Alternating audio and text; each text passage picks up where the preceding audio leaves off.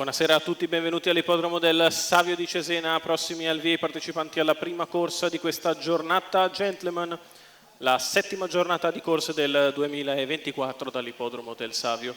Sono in 10 al via per questa prima corsa in salchi Gentleman che non abbiano vinto 40 corse in carriera.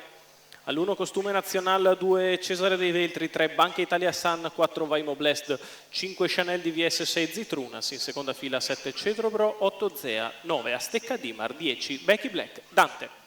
Autostart che inizia a prendere velocità, si prepara al lancio. Partiti con veloce Vaimo Blessed che prova a scavalcare quelli all'interno. Sembra poterci riuscire all'imbocco della prima piegata. Vaimo Blessed al comando nei confronti di Costume Nazionale. Rimane largo però Vaimo Blessed e allora rientra facile Costume Nazionale che si impone al comando.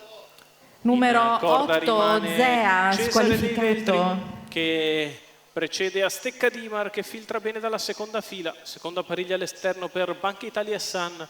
Il lancio se n'è andato in 14,5 e si vanno ora a completare i primi 400 metri di corsa in 29,1.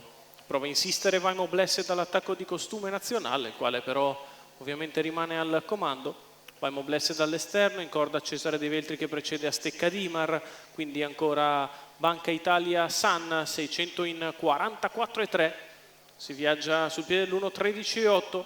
Il ritmo è sicuramente brillante. Muove dalla quarta posizione in corda Becky Black Dante, cerca di andare a fare una pariglia anche Chanel DVS che precede Zitrunas, 59 per i primi 800 di corsa e Vaimo Blessed ha sopravanzato Costume Nazionale, non riesce ancora a scendere alla corda però quando siamo nei pressi del chilometro che Vaimo Blessed passa in 1,14,2.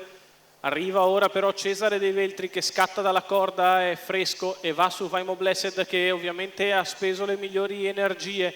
Poi Becky Black Dante ed Astecca Dimar, ancora Chanel DVS e Zitrunas, ma sono lontani. Cesare dei Veltri ha cambiato decisamente marcia, 1,29 di miglio. Numero 4 Vaimo Blessed squalificato. Becky Black Dante, quando siamo ormai all'ingresso della dirittura d'arrivo c'è solo Cesare dei Veltri nettamente isolato in avanti per la dispersione cosmica di Cesare dei Veltri che peggiora di camminata negli ultimi metri, viene a vincere in ogni caso nettamente. Al secondo Becky Black Dante, al terzo finisce Astecca Dimar, 32 ad arrivare, 1,14,6, tutto facile per Luca Esposito. Andrea Vitagliano al training, i colori della scuderia Limitless.